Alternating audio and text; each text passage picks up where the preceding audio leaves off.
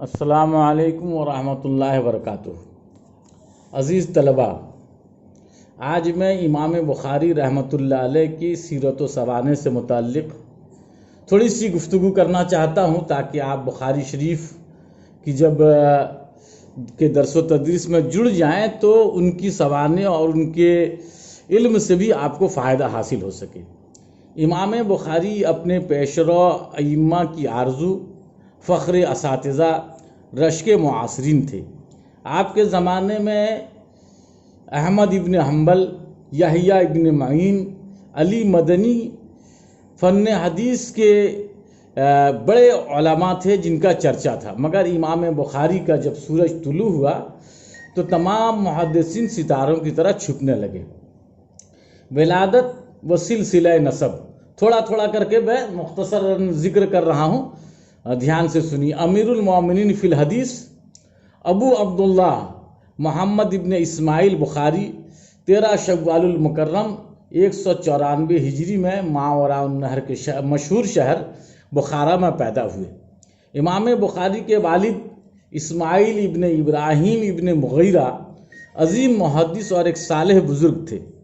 امام کے والد گرامی کو امام مالک، عبداللہ ابن مبارک اور حماد ابن زید جیسے اقتداء روزگار حضرات سے روایت حدیث کا شرف حاصل ہے۔ امام بخاری کے والد بہت ہی خوشحال اور دولت مند شخص تھے، مگر کمال کی بات یہ ہے کہ جس قدر دولت مند تھے اس سے کہیں زیادہ پرہیزگار بھی تھے۔ احمد ابن حفص کہتے ہیں کہ میں اسماعیل ابن ابراہیم کی موت کے وقت، یہ حضرت امام بخاری کے والد گرامی ہوئے، احمد ابن حفص کہتے ہیں کہ میں امام بخاری کے والد گرامی اسماعیل ابن ابراہیم کی موت کے وقت حاضر تھا۔ وہ فرمانے لگے کہ میرے پاس جتنا بھی مال ہے اس میں 1 درہم بھی مشتبہ نہیں ہے۔ اس کا آپ اندازہ کریں کہ آج لوگوں کے پاس پیسے بہت ہوتے ہیں، مگر کوئی دعویٰ سے یہ نہیں کہہ سکتا کہ میری جتنی رقمیں ہیں سب کے سب بالکل حلال ذریعے سے کمائی ہوئی ہے اور 1 روپیہ بھی مشتبہ نہیں ہے، مگر امام بخاری رحمۃ اللہ علیہ کے والد گرامی کے کسب حلال پر اتنا یقین تھا کہ وہ فرماتے ہیں کہ میرا 1 بھی درہم مشتبہ نہیں ہے۔ حضرت امام بخاری کی ابتدائی حالات آپ سنتے چلیں۔ امام بخاری بچپنے میں ان کے والد گرامی کا انتقال ہو گیا۔ اس طرح پرورش و تربیت کی ذمہ داری والدہ ماجدہ نے پوری کی۔ صغر سنی یعنی بچپنے میں امام بخاری کی آنکھوں کی روشنی جاتی رہی اور آپ نابینا ہو گئے۔ والدہ ماجدہ نہایت عبادت گزار، متقیہ اور پرہیزگار عورت تھی۔ آپ اپنے بچے کی نگاہ بصارت کے لیے رب کی بارگاہ میں دعا کرتی رہتی تھی، اپنے بچے کی بصارت ٹھیک ہو جائے، اس کے لیے ان کی آہوزاری بند نہیں ہوئی۔ اس طرح دریائے رحمت ایک دن جوش میں آیا اور آپ کے خواب میں حضرت ابراہیم خلیل اللہ علیہ الصلاۃ والتسلیم تشریف لائے اور آپ نے فرمایا اللہ نے آپ کی دعائیں قبول کر لی اور آپ کے بچے کی بصارت واپس کر دی۔ امام بخاری جب سو کر اٹھے تو آپ کی آنکھیں روشن تھی، وللہ الحمد۔ زمانہ تعلیم، جب آپ کی عمر 10 سال کی ہوئی تو آپ کے دل میں علم حدیث کی تحصیل کا شوق پیدا ہوا اور یہ من جانب اللہ تھا۔ بہت محنت و لگن سے حدیث، سند حدیث اور ایک ایک راوی کو آپ نے ضبط کیا۔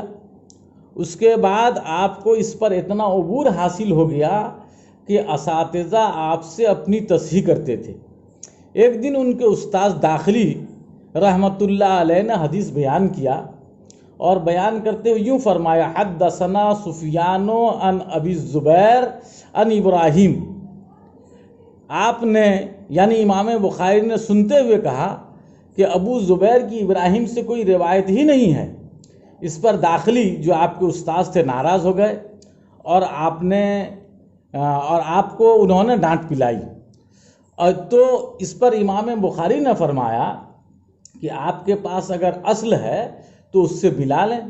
استاذ گھر کے اندر تشریف لے گئے، اپنی بیاض سے موازنہ کیا، پھر واپس آ کر کہا کہ اچھا تم یہ بتاؤ کہ یہ روایت کس طرح ہے۔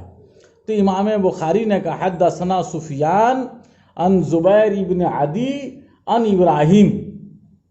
اتنا سن کر استاذ حیران رہ گئے اور امام بخاری کی بھری مجلس میں تحسین فرمائی.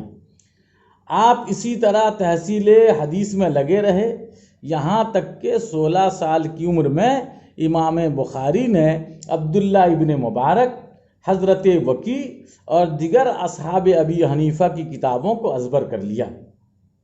بے مثال حافظہ امام بخاری رحمۃ اللہ علیہ، بڑے حافظ، ان کا حافظہ بہت مضبوط تھا. حضرت امام بخاری کے قوت حافظہ کو دیکھ کر حضرت ابو ہریرہ رضی اللہ تعالی عنہ کی یاد تازہ ہو جاتی ہے. ان کے حافظہ کے لیے بس اتنا کہہ دینا کافی ہے کہ وہ جس کتاب کو ایک دفعہ دیکھ لیتے تھے پوری کتاب ان کو یاد ہو جاتی تھی. اور ان کے حافظے کے بہت سارے واقعات ہیں، انشاءاللہ ان کی سوانح عمری میں آپ حضرات پڑھ لیں گے یا دیکھ لیجئے گا. ان کے اساتذہ و مشائخ، خدا داد ذہانت، کثرت و طرق پر آگاہی، معرفت علل حدیث سے میں اس وقت صرف نظر کر رہا ہوں کہ کہیں یہ مضمون لمبا نہ ہو جائے. اور ان کی نجی زندگی کا ایک واقعہ ذکر کر دوں کہ وہ اپنے والد گرامی کے ترکہ سے آپ کو بہت مال ملا تھا. اس طرح آپ امیر کبیر شخص ہو گئے، مگر خود تجارت نہیں فرماتے تھے بلکہ بیع مضاربت کرتے تھے. اور امام بخاری دل کے بڑے نیک تھے، کسی کو تنگی میں ڈالنا نہیں چاہتے تھے. ایک شخص نے آپ سے 25,000 روپے قرض لیے. جب چکانے کی بات آ گئی تو آپ نے فرمایا کہ 10 درہم ماہانہ ادا کر دو. سبحان اللہ! اصولیے قرض کے لیے، قرض میں اتنی بڑی فراخ دلی، اس کو کیا کہیے گا، رواداری و اخلاق حسنہ. بے انتہا خلیق، بردبار، حلیم الطبع شخص تھے، غیظ و غضب کبھی نہیں کرتے تھے. عبداللہ محمد سیانی بیان کرتے ہیں کہ ایک روز میں امام بخاری کی مجلس میں تھا اور آپ کچھ لکھ رہے تھے. ناگاہ کنیز ان کے سامنے سے گزری اور اس کی ٹھوکر سے آپ کی دوات گر گئی. تو آپ نے دیکھ کر فرمایا کہ دیکھ کے چلا کرو. تو اس کنیز نے تنک کر جواب دیا کہ جب راستہ نہیں ہوگا تو کیسے چلوں. آپ نے نظر اٹھا کر اسے دیکھا اور کہا جاؤ تم آزاد ہو. امام بخاری کا فقہی مسلک، یعنی امام بخاری حنفی تھے، شافعی تھے، حنبلی تھے، مالکی تھے. اس سلسلے میں علماء کرام کے اختلافات بھی ہیں اور طرح طرح کی لوگوں نے اپنی اپنی رائے بھی رکھی ہے. علماء کا کہنا ہے کہ آپ شافعی المسلک تھے، اور جن حضرات نے یہ کہا انہوں نے یہ وجہ یہ بتائی کہ جن احادیث سے فقہ شافعی کی تائید ہوتی ہے اسے امام بخاری نے بخاری شریف میں بکثرت ذکر کیا ہے. اور اخیر میں آپ کو یہ بتا دوں کہ خلق قرآن کا مسئلہ یہ مامون رشید کے زمانے کا ایک بہت بڑا مسئلہ چلا تھا، جس کو آپ عقائد کی کتاب میں اس کا ذکر پڑھے ہوں گے. یہاں یہ سمجھ لیں کہ خلق قرآن کے مسئلے پر امام بخاری کی شخصیت متنازع ہو گئی تھی، اسی لیے ان کے ماننے والے بھی دو جماعت میں بٹ گئے، کچھ ان کے حامی کچھ مخالف ہو گئے. اس طرح وہ اپنے وطن بخارا سے سمرقند کا قصد کر کے نکلے کہ اب بخارا میں تو یہ معاملہ کھڑا ہو گیا، اب میں سمرقند چلا جاؤں. مگر وہاں سے بھی اچھی خبر نہیں آ رہی تھی، اسی لیے راستے میں خرتنگ نامی ایک مقام پر آپ نے قیام فرمایا. اور آپ اس مسئلے سے اور لوگوں کے رویے سے اس قدر بددل ہو گئے تھے کہ آپ نے اسی حالت میں اللہ سے دعا کی، اے اللہ تیری زمین پوری وسعت کے باوجود مجھ پر تنگ ہو گئی ہے، تو مجھے اپنے پاس بلوا لے. اور یہ دعا مکمل ہونے کے بعد ایک قاصد اہل سمرقند کی طرف سے آپ کو بلانے کے لیے آیا. جب وہ قاصد پہنچ گیا اس نے بہت اصرار کیا تو آپ جانے کے لیے تیار بھی ہو گئے، مگر طاقت نے ساتھ نہیں دیا تو بیٹھ گئے. چند دعائیں پڑھی اور لیٹ گئے. جسم سے پسینہ بہنا شروع ہوا. ابھی پسینہ خشک بھی نہیں ہوا تھا کہ آپ نے جان آفریں کے سپرد کر دیا۔ اور اس طرح یکم شوال المکرم یعنی عید کے دن، ٹھیک عین عید کے دن 256 ہجری کو 62 سال کی عمر گزار کر رات کے وقت علم و فضل کا وہ عظیم آفتاب غروب ہو گیا، اور جس کی روشنی بخاری شریف کی شکل میں صبح قیامت تک ان کا نام روشن کرتی رہے گی۔ کیا خبر تھی اس طرح یہ حادثہ ہو جائے گا، یعنی آغوش زمین میں آسماں سو جائے گا۔ اللہ تعالیٰ ان کے فیض و برکات سے ہم تمام لوگوں کو مالا مال فرمائے۔ اور اخیر میں ایک بات بتانے کہ امام بخاری کی بارگاہ رسالت معاب میں بڑی مقبولیت تھی، اس کے سلسلے میں ایک چھوٹا سا واقعہ بتا دوں۔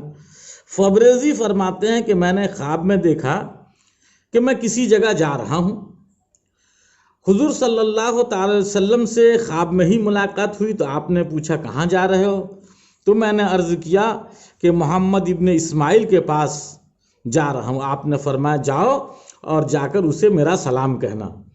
تو اللہ کے رسول صلی اللہ تعالی وسلم نے امام بخاری کو اپنا سلام بھجوایا، جس سے معلوم ہوتا ہے کہ امام بخاری کی مقبولیت رسول اللہ کی بارگاہ میں کیسی تھی۔ اور مزار مبارک اسی خرتنگ نامی مقام پر ہے۔